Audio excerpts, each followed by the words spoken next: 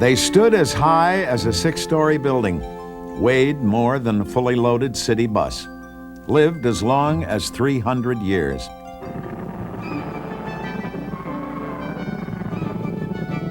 Contrary to the roles Hollywood assigned them, they were the most vital, intelligent, and highly developed creatures the world had ever seen, and they ruled for 140 million years.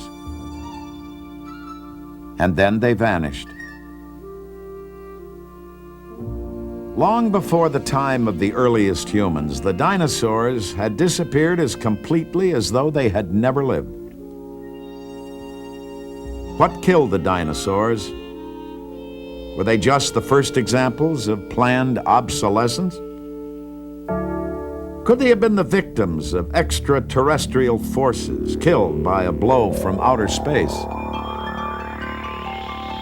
Could the death of the ruling race of dinosaurs, now 65 million years in the past, contain a warning for another ruling race, our human race, about our own future? After all, the dinosaur struggle for survival couldn't have anything to do with modern problems, things like nuclear winter, the greenhouse effect, or acid rain. Could it? Or were there survivors of the great dying? Survivors of the dinosaurs, living among us.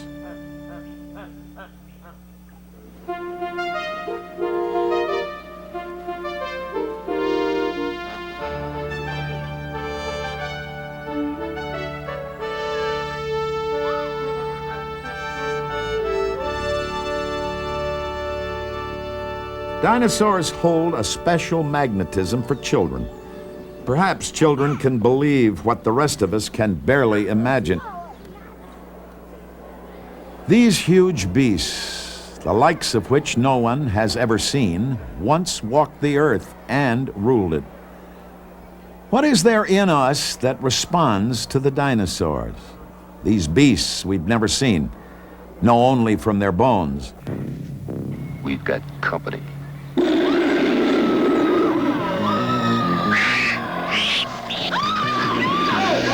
Their magnetism has been as strong at the movies as at the museum.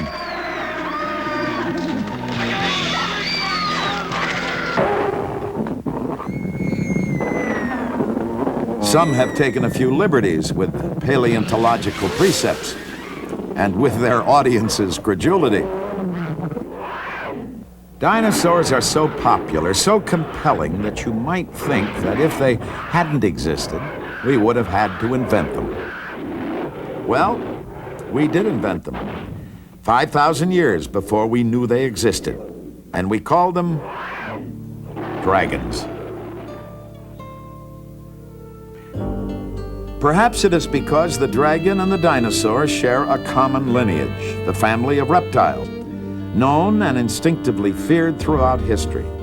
They shared the reptilian head, the scaly-looking hide, the arm-like front legs, the stupendous bulk, and the aspect of having come from another, more forbidding world than any we know.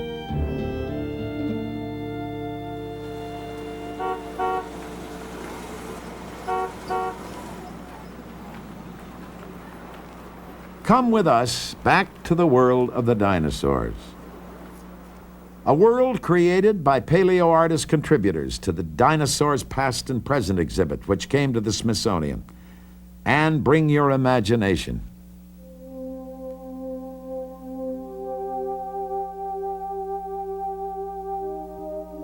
A voyage to the world of the dinosaurs, booked on a vessel, fueled by science and imagination, is a voyage to a different time and a different world.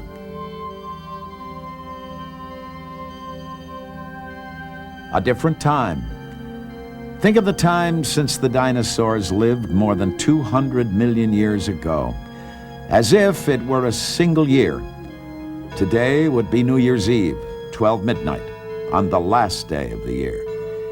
It was January 1 when the first dinosaurs appeared on the earth. They roamed and ruled the world most of the year, until September 13th, when they vanished. Not until December 12th did our earliest ancestors, the great apes, appear.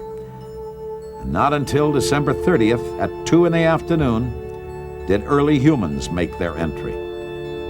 Neanderthal man came on December 31st at 10 till 10 at night. The Ice Age ended at 1/4 till 12.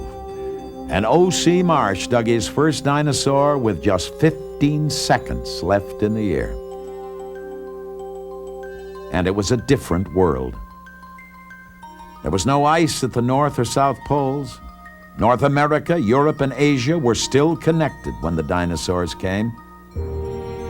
The American West, the arid west of Martian Cope, was a subtropical basin, not far inland from the warm, shallow sea, which covered what is now the Great Plains.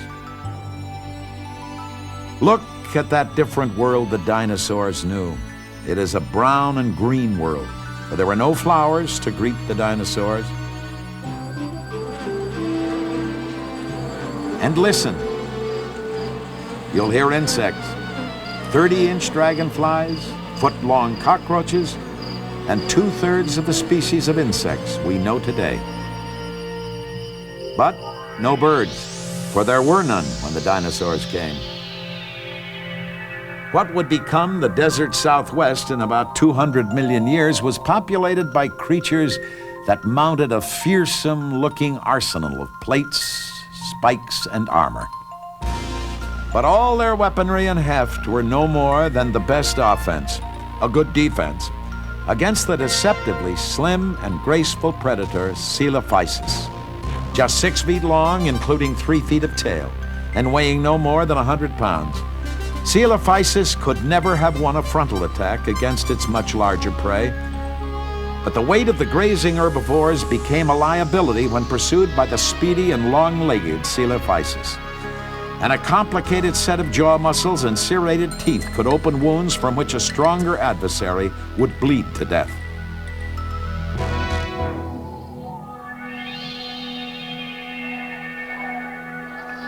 The skies belonged to the pterosaurs. With wingspans ranging from a few inches to 60 feet, the pterosaur had wings like a bat's, but it was a reptile, not a mammal like the bat. And it lived off fish it plucked from the ocean, like a pelican. But unlike the pelican, it had no feathers. Then and now, it was unique and unchallenged in the air.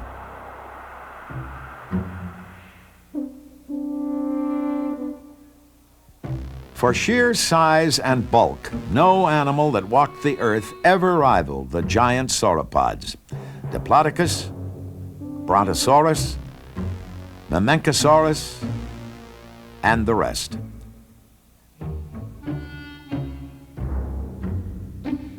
They grew to over 60 feet in length, over 50 tons in weight. The name Brontosaurus means thunder lizard, but the sauropods were peaceful creatures whose only defenses were whip-like tails and the force that massive bulk on huge hooves could deliver. Often, against the great predators, it was not enough.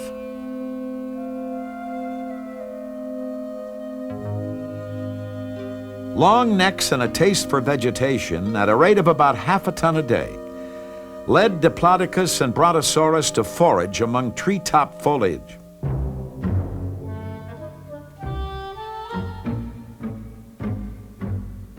About 60 million years later, another herbivore took a more down-to-earth approach. At almost 10 tons, with a skull as much as 8 feet across, Triceratops had the strength to bring down a willow or magnolia tree, and the appetite to put it away. Triceratops was also living proof that a vegetarian diet did not always breed a peaceful dinosaur. Triceratops was built to take care of itself. Over each eye, a 4-foot-long horn. A third horn grew above a powerful beak, like a giant snapping turtle's, covered by an organic substance which kept it sharp. Protecting its powerful neck, an armored collar of bone covered by tough, horny skin. At speeds of 20, 30, maybe even 40 miles an hour, no land animal ever born could take the charge of Triceratops at full gallop, including Tyrannosaurus rex. Dead 65 million years, T-Rex's reputation precedes it. In life, its ancestors preceded it, including some unlikely forebears, dating back from the delicate and bird-like Coelophysis, 6 feet and 100 pounds, through Megalosaurus, 30 million years later, a 30-foot, 1-ton predator. Through the Allosaur, up to 40 feet and 4 tons. To Tyrannosaurus, 20 feet and 5 tons of fully evolved speed, strength, and predatory belligerence. As the product of more than 100 million years of evolution, the Tyrannosaur was one of the deadliest predators the world has ever known. Close-set, forward-facing eyes gave Tyrannosaur something earlier predators had lacked: depth perception. Thin, muscular, lizard-like lips pulled the Tyrannosaur's face into what looked like a sneer, bearing gigantic teeth. Its shortened torso and slender limbs made it graceful and fast. Dinosaurs like the amphibian duck-billed hadrosaurs were 20 feet high and 3 tons, but they were virtually defenseless against T-Rex. But in Triceratops, the Tyrannosaur found his match: speed, size, and savagery against thick armor and dangerous horns.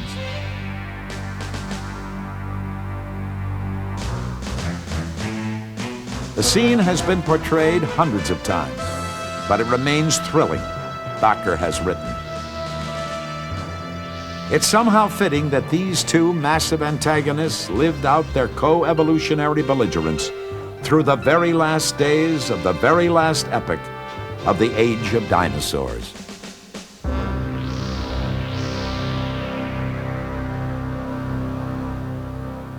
The Dinosaurs Past and Present exhibit was a showcase for a different kind of artist. Artists who paint what neither they nor anyone else has ever seen. One of the best of the dinosaur artists, Eleanor Kish, the creator of a remarkable alloy of science and art, has come to the Smithsonian to create her next masterpiece, a new mural for the Museum of Natural History. I've got this 150-foot mural that I've got to do, and the scientists have given me the pictures of the bones. They've showed me throughout the museum where the bones are, and I could measure them. And being that I don't trust other people's work that I can copy outright, so I've got to work with the bones myself, right down to accurate bone measurements. The dinosaurs have not always looked so active to us as Eleanor Kish depicts them. Early dinosaur artists saw them as sluggish, almost inert, like the slow-moving, cold-blooded reptiles which took their body heat from the environment around them. But today there's a new picture, an active, fast-moving dinosaur, aggressive, wide-ranging, like the warm-blooded mammals and birds which keep their body heat high by quick movement and voracious appetite. It's a picture that owes much to the work of Robert Bakker, a Colorado paleontologist and no mean artist himself.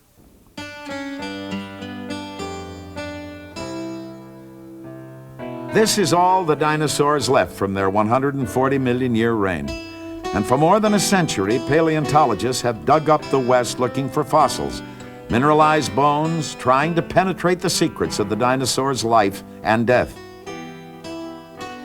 The Smithsonian is home to much of the collection of O.C. for Othniel Charles Marsh, heir to a fortune, Yale professor, frontier filibusterer, and paleontological plutocrat. Over a quarter century of digging, Marsh led and dispatched regiment after regiment across the West, led by guides and scouts like Marsh's friend, William Cody, the legendary Buffalo Bill, and armed to the teeth against Indian marauders and Marsh's paleontological arch-rival, Edward Drinker Cope. Marsh, a colleague wrote, was a crack shot and a fisherman of repute, at his best around the campfire, where the swapping of tall stories is a highly appreciated art. Marsh and Cope and their followers were the lead prospectors in a bone rush, and their journals painted scenes of the adventure and discovery of the frontier. It was my first visit to the far west, Marsh wrote, and all was new and strange, reminding me of mid-ocean with its long rolling waves, brought suddenly to rest. It was, in fact, the bottom of an ancient sea.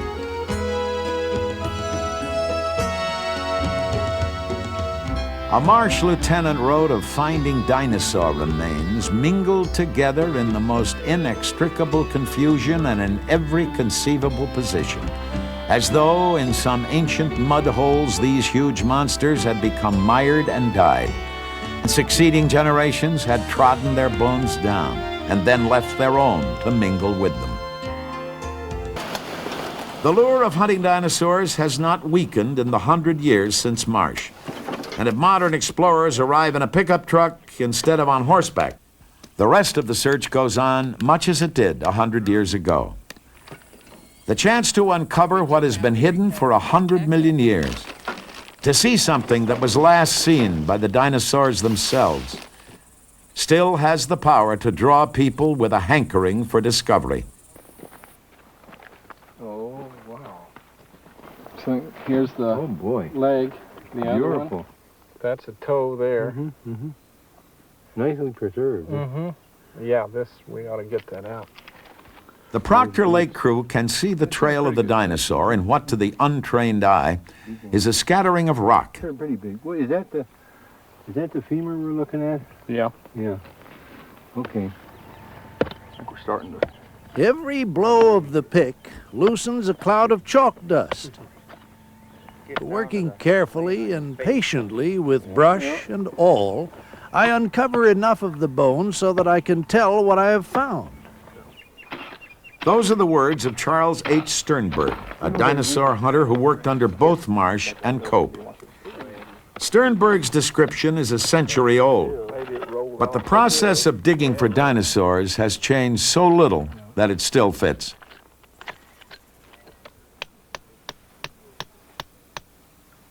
This material, which is very familiar to most of us, is actually about as high-tech as we attain. It's called all-purpose paleontological paper. As you see, it's 2-ply. Well, it's supposed to be 2-ply. Come on, open up there. Unscented, white, and we use it to protect fossils against attrition when they're wrapped up to be shipped. It doesn't matter if you break them. What matters is if you grind them. And to keep them from being ground, we simply wrap them in paper. After they have been traced, a ditch is cut around them, and by repeated blows of the pick, the slab which contains them is loosened. This is then securely wrapped and strengthened with plaster.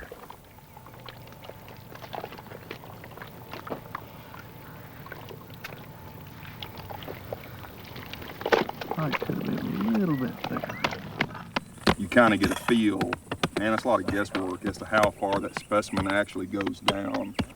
Old ideas, like the one that dinosaurs abandoned their young at birth, crumble in the face of new discoveries.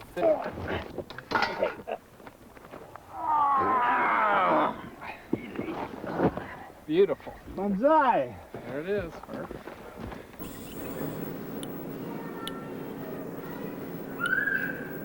Dinosaur bones that start at sites like the one at Proctor Lake go here, What I'm doing is just removing the rock off of the skeletons of these little dinosaurs so we can expose them and eventually get them out of the rock. It's just pure mechanical operation using a little pin is what we do all the fine work with. This is a reconstruction of what the little guy looked like. It's a very bird-like animal.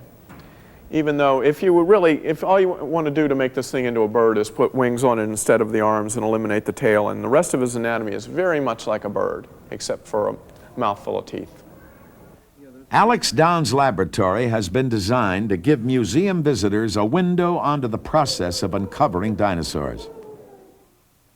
But behind the scenes, Smithsonian's paleontologists know a different kind of bone quarry than the one at Ghost Ranch.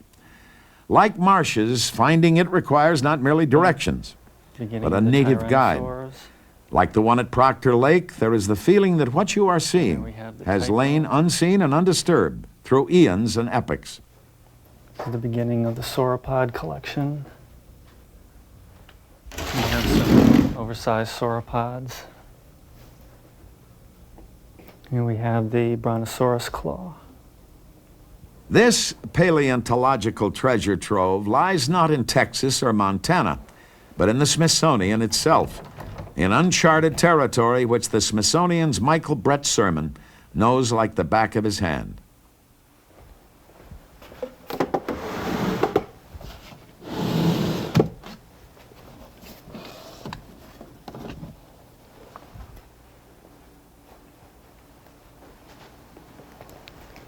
This is the type room of the Vertebrate Paleontology Division.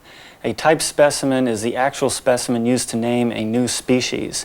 And in this room we have over 1,800 type specimens. One of which is this specimen here, which is the upper right arm bone of Stegosaurus sulcatus.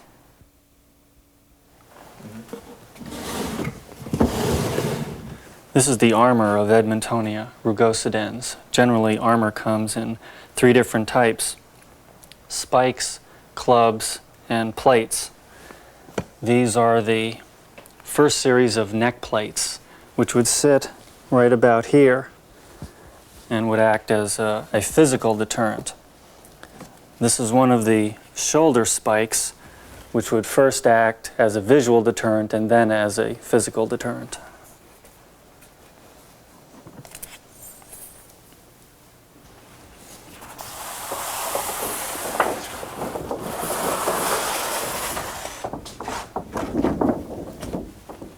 This is the original restoration of Stegosaurus ungulatus done for Professor Marsh over 100 years ago.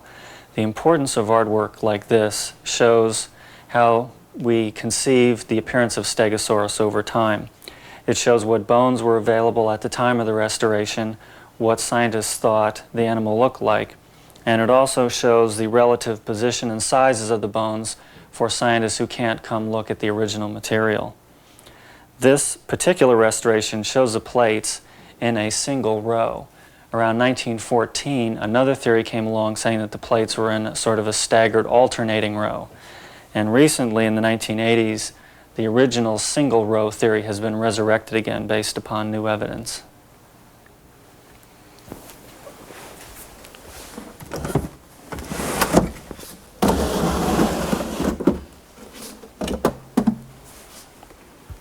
This is the skull of Ceratosaurus nasicornis Marsh, and for the past 100 years, all restorations have been based upon this one skull. This is the famous nasal horn, and this is the only known meat-eating dinosaur that has a nasal horn like this. See, the teeth are serrated on the front and the back, so it's essentially a set of double steak knives in the mouth.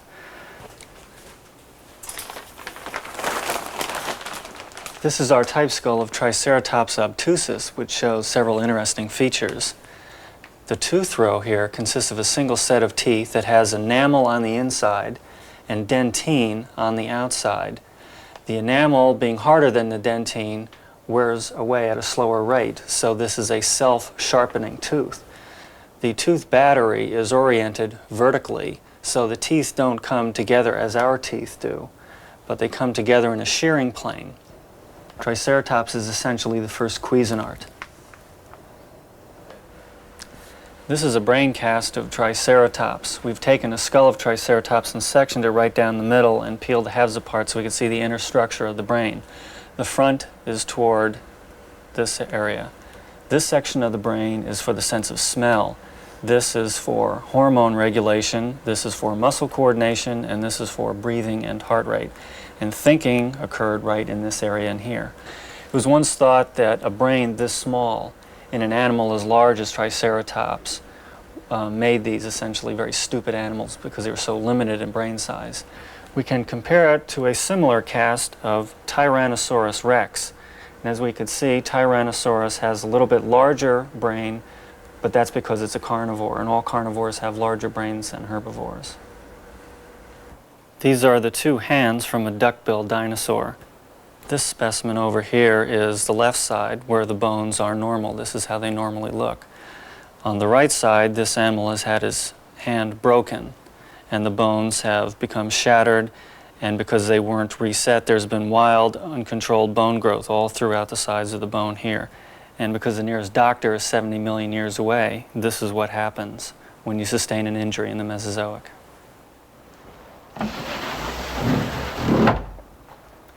In this cabinet, we have one of the back plates of Stegosaurus, which occurred over the legs. This is a section of the 11-foot-long Camarasaurus neck. This is the first specimen ever found of Triceratops. And this is the tail spike of Stegosaurus. Imagine 4 of these waving at you. Here's another way to get your own personal guided tour. Despite the impression its fearsome spikes give, Stegosaurus, in front of you, wasn't interested in attacking any animal, mammal or otherwise. A plant eater, Stegosaurus swung its tail only in self-defense. The model shown here was built in 1904 and is completely accurate, except for the placement of the largest pair of plates, which should lay behind the hip joint. Here's Quetzalcoatlus northropi, which got its last name because it reminded the scientist who discovered it of a Northrop B-49 airplane. Now that long, thin bill marks it as a fish eater.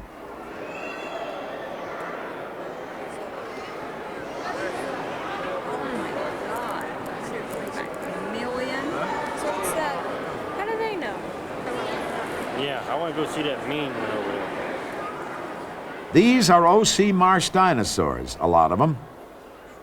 Stegosaurus, Diplodocus, Triceratops, and a lot more. A fitting memorial to one of the first of the great bone hunters. Suppose, just suppose, that the dinosaurs hadn't died out 65 million years ago. What might have become of them? Dale Russell asked himself the same question and came up with an answer. The Dinosauroid is an interesting thought experiment that we, a sculptor, Ron Sagan and I, tried to do. We imagined that if the planetesimal that struck the Earth had not struck the Earth at the end of the Age of Reptiles, then the Age of Reptiles would not have come to an end. Now, they would have kept on evolving. I submit that perhaps, since we are so successful, and since there is a trend on towards higher brain-body proportions through geologic time, that we are a reasonable solution to a biophysical problem. But you can't do it exactly with a dinosaur, because a dinosaur shows the effects of his genetic background. He's not the same. Our ancestors were never the same as his, so that the dinosaur's biophysical solution may not exactly duplicate ours, but it may resemble ours at least as much as a bird does a bat. The Dinosauroid may owe as much to art and imagination as it does to science. But what else do we have? The last dinosaurs died 65 million years ago and left no survivors. Or did they? The pterodactyl has a familiar look. Close, as Nick Houghton would say, but no cigar. The pterodactyls were lizards, not birds. They died when the dinosaurs died, 65 million years ago. But look again.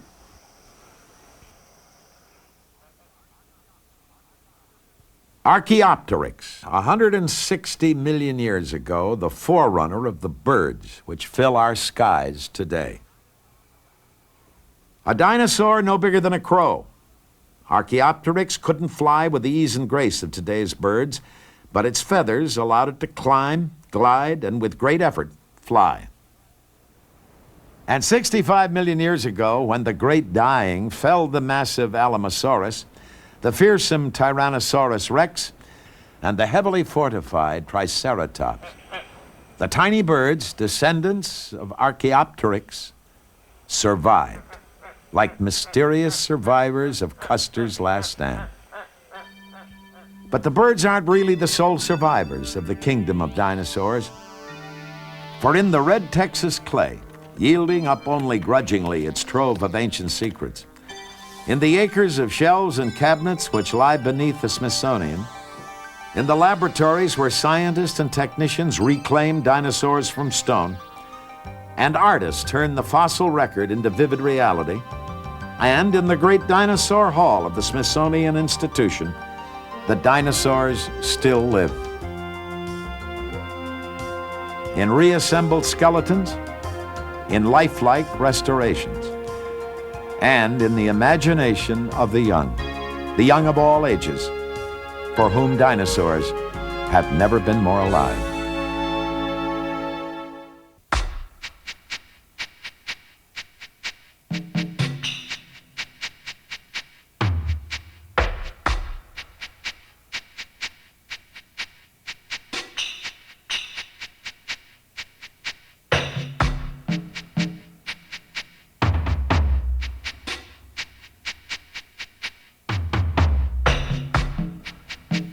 This could be an insect's eye view of man in his natural habitat. In this case, the habitat is the Smithsonian Institution.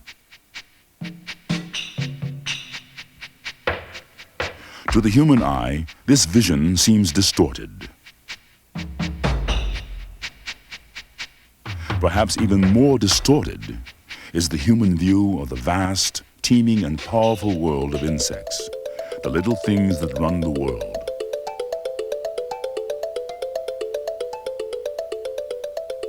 An insect is actually an animal. It belongs to the animal kingdom. It's very important that we learn as much as we can before it's gone. The vast majority of them are directly beneficial to human beings and, as I say, even necessary to their existence. It may be their tiny size that blinds us to the great importance of insects and their allies. Why are they so small? Why do they come in so many varieties?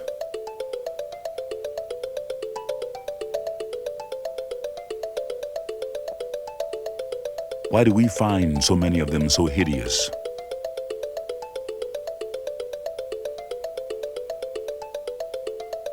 How are they a help to us? What are their dangers?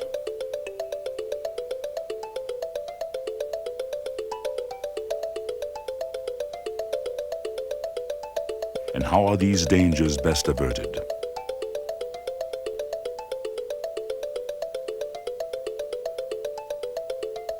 Since the dawn of human history,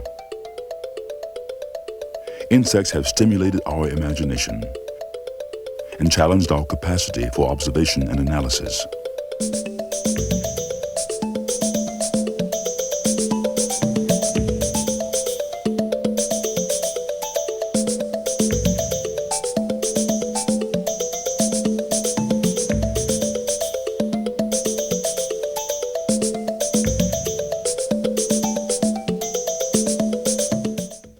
Antony van Leeuwenhoek pioneered the use of the microscope in the 1600s. With his new tool, man could finally embark on the serious study of insects.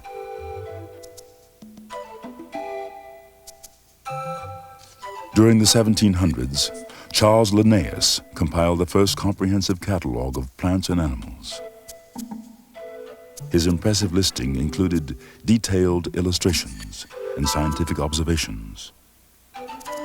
Throughout the 18th and 19th centuries, the first modern scientific societies were formed. These groups were dedicated to the study of nature, and that included insect life. Most members were entomological hobbyists, people fascinated with insects simply for beauty and curiosity's sake.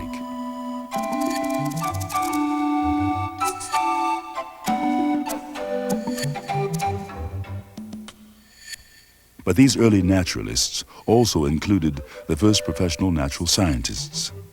Charles Darwin was one of them. For Darwin, insects were the perfect microcosm in which to study evolution at work. In their world, he could easily pinpoint the twin phenomena of adaptation for survival and survival of the fittest. The 18th and 19th centuries saw the rise of the new professional naturalists. They worked to pioneer a scientific understanding of the ecological role of insects, to discover their impact on man, his health, and his economy. It was during the 19th century that the Smithsonian Institution was born. In 1881, the noted naturalist Charles Valentine Riley formally established its division of entomology. Today, the Smithsonian is one of the world's leading scientific research organizations. Its mission is to document diversity and change in the world. In the realm of insect life, this mission is of vast importance. Although few understand their critical role, the influence of insects on this planet is as weighty as gravity itself.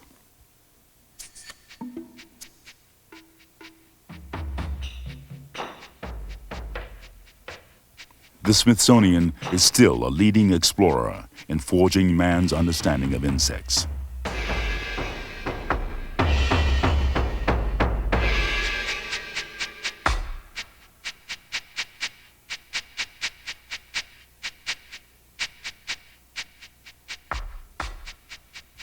Its collection has over 30 million specimens.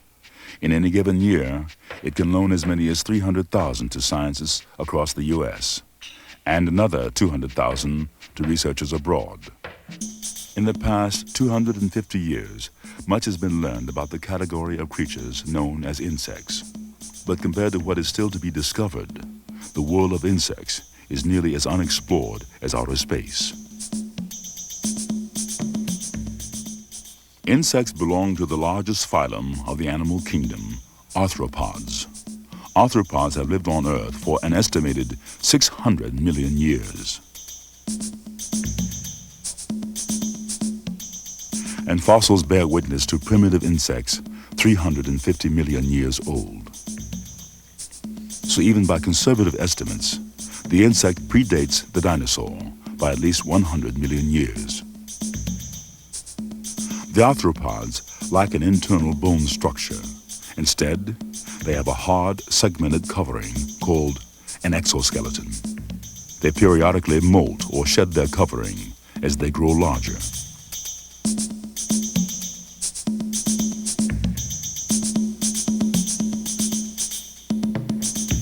Arthropods include the water-dwelling crustaceans, like shrimp and crabs. Also in the group are the arachnids, like spiders and ticks with 8 legs, and the myriapods, like the centipedes, with many legs. Long before we knew that certain beetles glow because they oxidize enzymes, we'd given these light makers a name. It held a hint of their special talent. Fireflies, we call them, or glowworms, or lightning bugs, depending on what corner of the world your front porch looked down upon. As for the mantidae, we gave them a name with a built-in pun. It alludes to the fact that they feed on other bugs, and to the fact that their front legs mimic a posture of worship. Praying mantids, or mantises, we call them. Insects, like all arthropods, have external skeletons and jointed limbs. But they also have segmented bodies that are divided into 3 major parts: the head, the thorax, and the abdomen.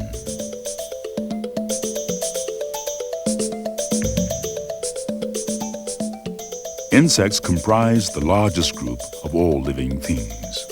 Compared to the number of mammals, reptiles, birds, fish, and plant species in the world, the number of insects is staggering.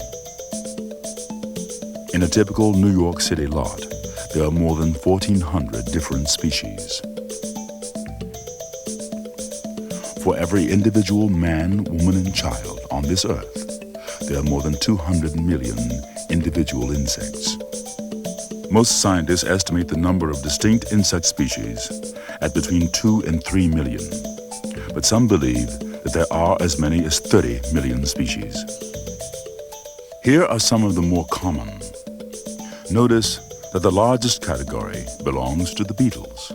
In fact, beetles make up 3/4 of all living things. Only about 1 million, or as little as 1/30th of the world's insect species, have been described and classified.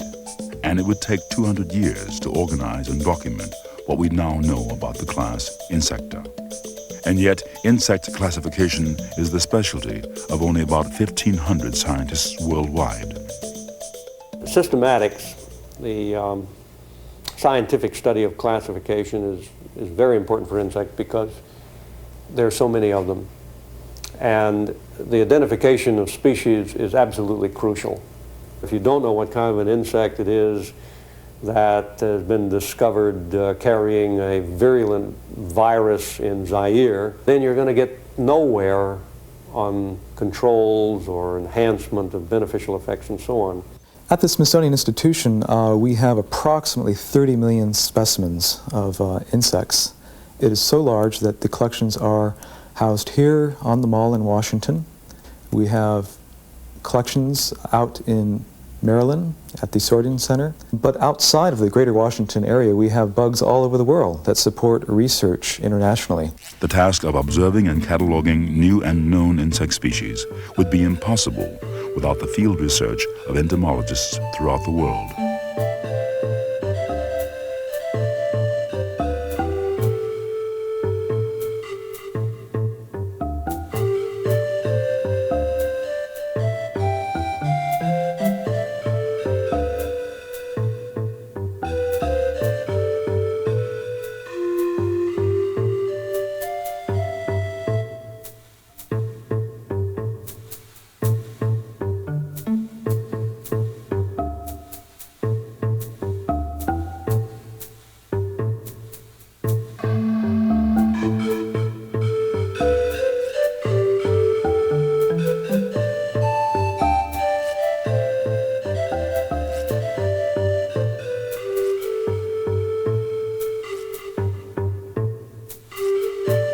Insects, collected in all manners and from every part of the world, are sent to the Smithsonian.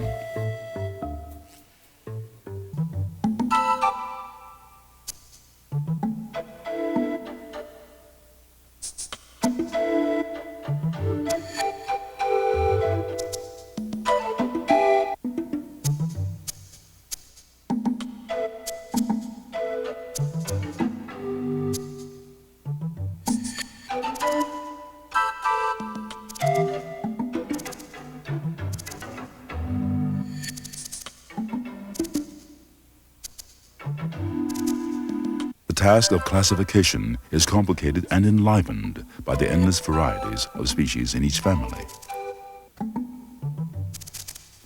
The wings of moths and butterflies have taken on the qualities of nearly every environment.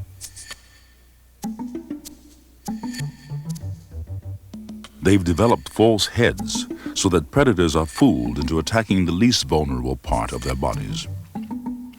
Monarch butterflies are safe from hungry birds. They eat milkweed, a food that makes them distasteful to bird appetites. So, wisely, the viceroy butterfly pretends to be a monarch. Butterflies and moths wouldn't exist at all if it weren't for caterpillar defense mechanisms.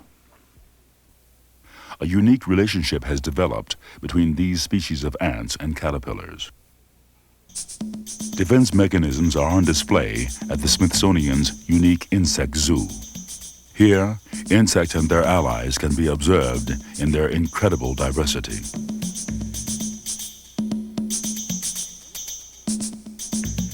The insect zoo was opened in 1976, and it's a live interactive exhibit, and we have lots of exotic insects, local insects, insects of interest. We get quite a few visitors through here every day. We have volunteers out on the floor to interact with the public. They answer their questions, they do demonstrations such as the tarantula feeding, and they also bring out insects for the visitors to touch and hold.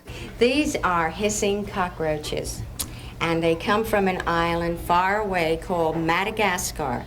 That's an island off of Africa. They live in the forest, they're scavengers, they eat anything along the ground, and they never come into the homes. This is the Carolina Sphinx moth.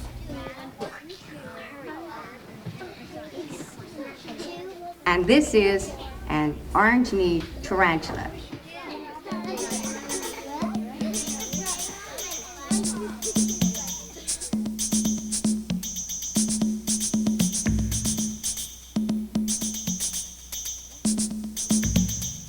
It's one thing to observe insects. It's another to convey one's observations.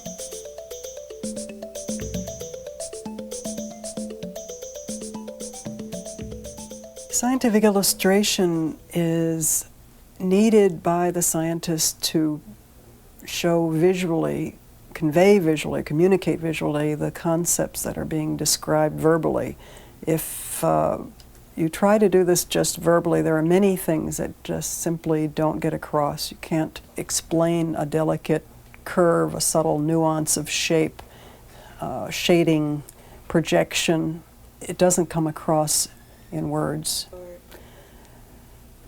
I think since the beginning of time, or the beginning of when people wanted to represent their world, there was what we might call natural science illustration is a more generic term, but cave drawings have been used as examples of natural science biological illustration. Mainly, the illustrator needs to be extremely perceptive, sensitive to changes in the specimen, changes in shape. You're basically drawing the portrait of a specimen as though you were doing the portrait of a person, but it may be a leaf, an insect, a fossil. It's the same idea. Sensitivity is important.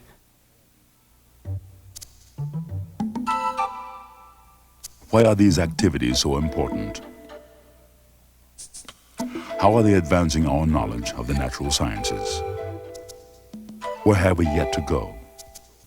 How did insects evolve on Earth?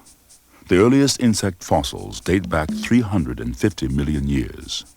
They show us a wingless, earthbound creature. Some scientists think that their first adaptation for survival came when plants began to compete with one another for exposure to the sun, sprouting taller and taller. In a process that took millions of years, the thoraxes of some insects sprouted fixed planes that extended outward. Eventually, these planes developed muscles. They became capable of controlling direction. Ultimately, they gained the ability to flap. This made them most efficient flyers. Winged insects first appeared about 300 million years ago, scientists believe. Some of these early insects grew to enormous size. Dragonflies, for example, once had wingspans of 2 feet. But decreasing size seems to have been a key factor in promoting the survival of successful insect species. Why are insects so small? How did decreasing size fuel their ability to survive? Some scientists believe that insects grew smaller to elude the grasp of gravity. Outside gravity's grip, an insect can dance gracefully across the ceiling or climb a wall. Their tiny size also allows insects to adapt rapidly for survival. In general, the smaller the animal, the shorter the lifespan. Today, insects can be found on Earth in their primitive, mid-range, and most advanced states of evolution simultaneously. As insects adapted to survive better, some of their predators adapted the better to pursue them. Throughout human history, and long before man became aware of the danger, insects have posed a major menace to human health. In fact, they have transmitted most of man's diseases. Consider the plague, one of man's oldest and most dreaded illnesses. Throughout the Middle Ages and the Renaissance, the Black Death would rage through Europe, killing millions.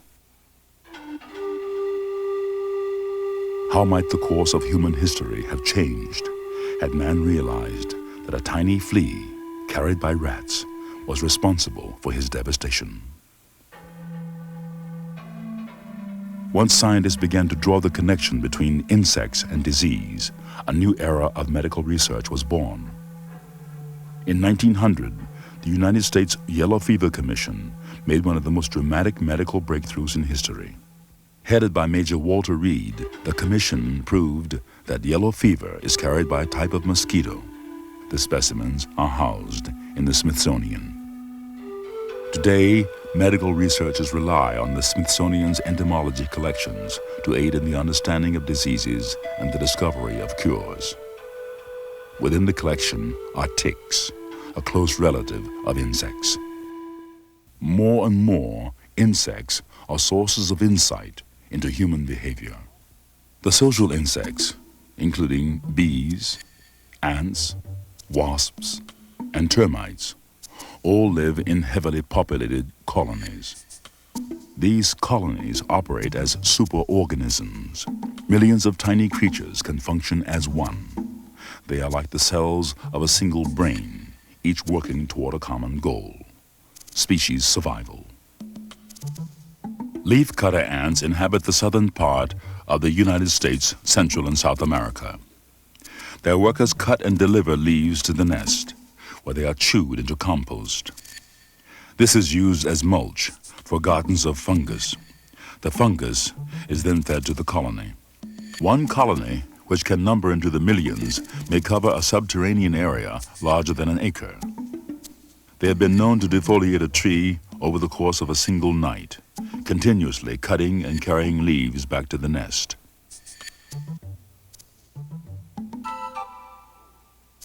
Some insects have always been a boon to man's survival. Across the world, many societies have eaten insects for nourishment. This Yanomamo tribesman of Venezuela is preparing a meal of caterpillars.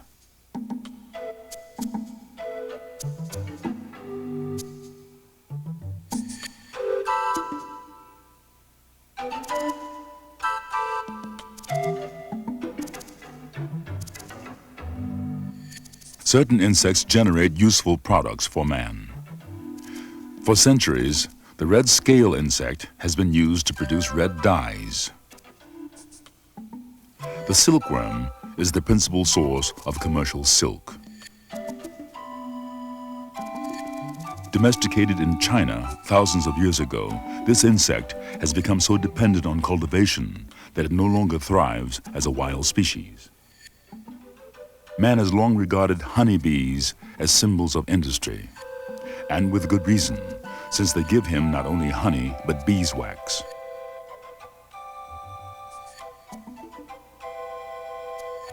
Many flowering plants are entirely dependent on insects for pollination. It is believed that in the process of their evolution, plants actually developed flowers to attract pollen-eating insects. Once they teemed with insects, plants no longer had to depend on the wind, a far less reliable partner in the task of pollination. Here is a fig that would not exist if it weren't for the Aggie-onid wasp. The wasp lays its egg in the heart of the fruit. When the female offspring depart, they carry the fig's pollen away.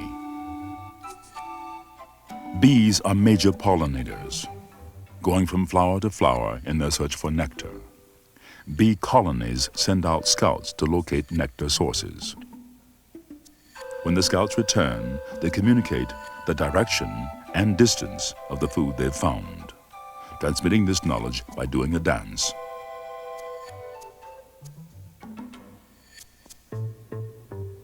Once man began to cultivate crops, he understood how seriously insects could threaten his survival. Over and over, the Bible refers to plagues of locusts that periodically lay fields to waste. Often these plagues are described as punitive acts of an angry God. The economic results of crop infestation can still be dire. With research and over time, a greater understanding of insects has weakened their destructive effect on man's agriculture. But this is a continuing process, one that is largely carried out in the United States by the U.S. Department of Agriculture. Man has devised ever more sophisticated means to wage war on insects. However, he has destroyed many plants and animals, and in the process, endangered his own health. In 1962, Rachel Carson documented some of man's mistakes in her landmark book, Silent Spring. She accused modern society of wreaking havoc by poisoning the earth with pesticides. Carson charged, quote, "The concepts and practices of applied entomology, for the most part, date from the Stone Age of science. It is our alarming misfortune that so primitive a science has armed itself with the most modern and terrible weapons, and that in turning them against insects, it has also turned them against the earth." Unquote. Carson's work was the start of a new attitude toward the environment. Insects are a vital link in the chain of life. They take energy from plants and pass it upward. Using other insects and insect-eating animals as conduits, they send energy in man's direction. Insects are important agents in keeping the earth fertile. They work to loosen and aerate soil. On 1 acre of ground alone, ants can move up to 16 tons a year. But today, the world's insect base is eroding rapidly. No one can comprehend what would arise from an extreme disturbance to the Earth's ecosystem. The tropical rainforests contain most of what is left of the Earth's diversity of plant and animal life. At our current rate, we will lose 50% of the Earth's tropical rainforests by the end of the century. We will no longer have the food, medicine, and industrial resources that are gleaned from those areas. The plants, animals, medicines, fibers, and oils will no longer exist. The vapor generated by forest vegetation produces rain. The diminished rainfall is beginning to create drastic climate adjustments affecting the entire Earth. No one really knows the ultimate results of these far-reaching global changes. However, our human abilities must be called into play now if we are to have a future. But in terms of longevity, having lasted for hundreds of millions of years, insects and their allies are evolutionary successes. And in terms of dominance, they are very important elements of life.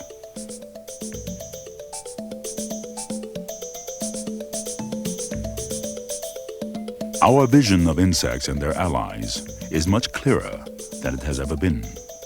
Yet as much as our understanding and mastery has grown, we've barely penetrated their vast and densely populated realm. On these tiny creatures falls much of the job of sustaining life on Earth. As a result, exploration of their world is basic to our survival. If we are not mindful, we could easily create the gruesome image conjured up by entomologist W.J. Holland. Quote, "When the moon shall have faded out from the sky, and the sun shall shine at noonday a full cherry red, and the ice cap shall have crept downward to the equator from either pole, when all cities shall have long been dead and crumbled into dust, and all life shall be on the very last verge of extinction on this globe, then on a bit of lichen growing on the bald rocks of Panama shall be seated a tiny insect, preening its antennae in the glow of the worn-out sun, representing the sole survival of animal life on this earth, a melancholy bug." Unquote.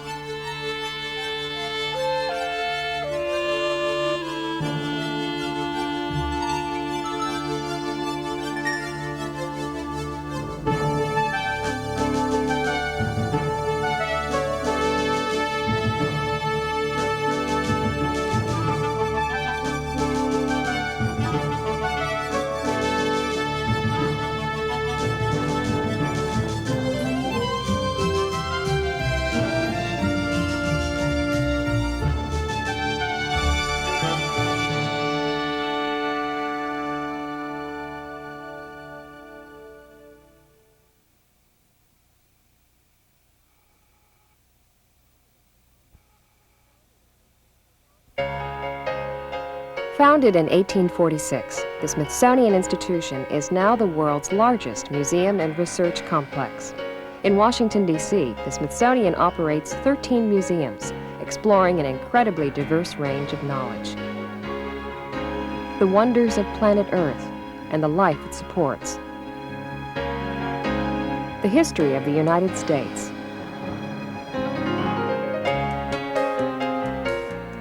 Magnificent works of art from this country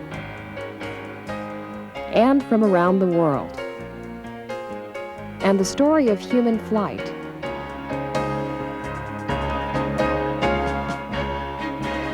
Also in Washington is the National Zoo, a center for wildlife research. Elsewhere, the institution operates the Smithsonian Tropical Research Institute, the Smithsonian Astrophysical Observatory, and the Cooper Hewitt Museum of Design in New York. You can become an associate member of the Smithsonian and receive a wide range of special benefits, including a subscription to Smithsonian Magazine.